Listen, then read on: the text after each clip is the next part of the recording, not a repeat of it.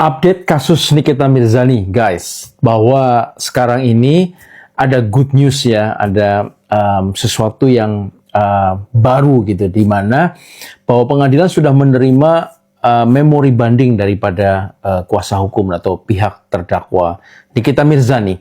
Nah, sebenarnya memori banding itu apa sih? Memori banding itu adalah sebuah dokumen resmi yang isinya itu menyatakan keberatan atas penerapan hukum yang diberikan atau diputuskan kepada Nikita Mirzani, di mana Nikita Mirzani diputuskan bersalah 4 tahun penjara, 1 miliar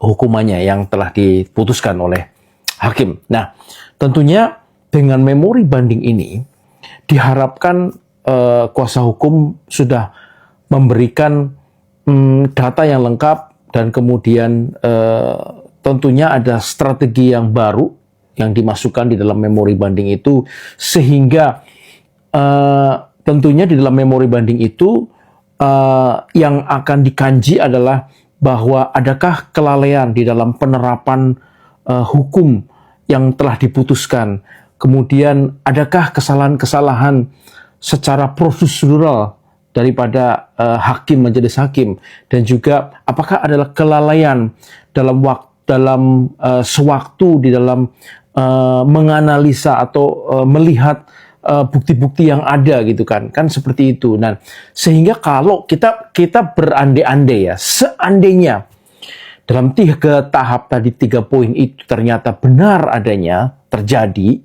sehingga pengadilan negeri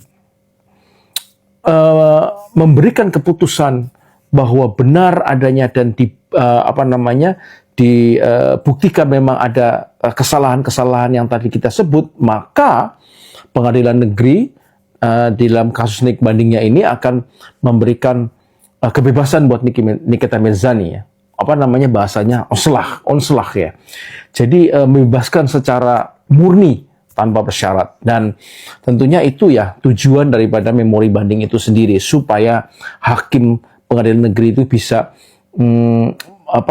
membebaskan atau membatalkan hukuman atau pidana yang telah dijatuhkan kepada Nikita Mirzani, atau setidak-tidaknya mengurangi hukuman itu sendiri. Nah, pertanyaan gini, kalau misalnya kita berandai-andai, seandainya betul, kita berdoa sama-sama ya guys ya, seandainya betul Nikita Mirzani akan dibebaskan dan terbukti tidak bersalah oleh memori banding ini, tentunya bagaimana dengan uang yang disita?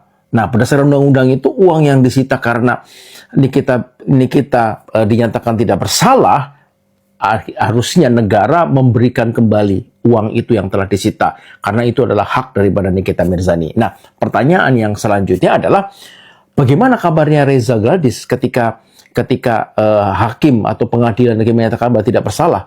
Artinya bahwa Dr. Reza Gladys tidak bisa menuntut pertanggungjawaban hukum kepada Nikita Mirzani tentunya, ya kan?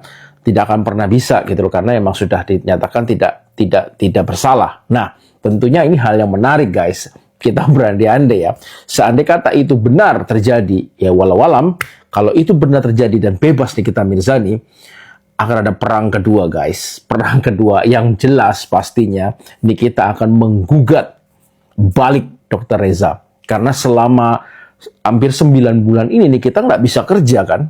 Nah, itu kan kasihan sekali gitu loh. Waktu-waktunya habis ya kan dengan mengurusi begini lah. Nah, itu akan dituntut balik itu gitu loh.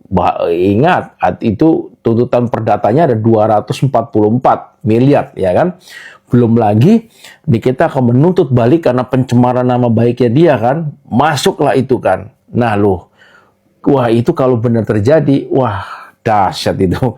Kita semuanya bisa sorak-sorai ya guys ya. Ya kan, bisa nangis-nangis itu ya. Pihak sono kan. Nah, gitu aja.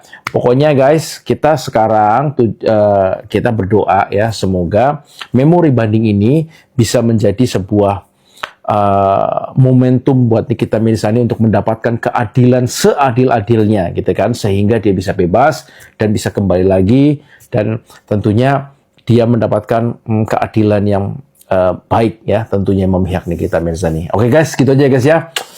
Tetap semangat. dan selalu berpikir yang cerdas. Thanks guys.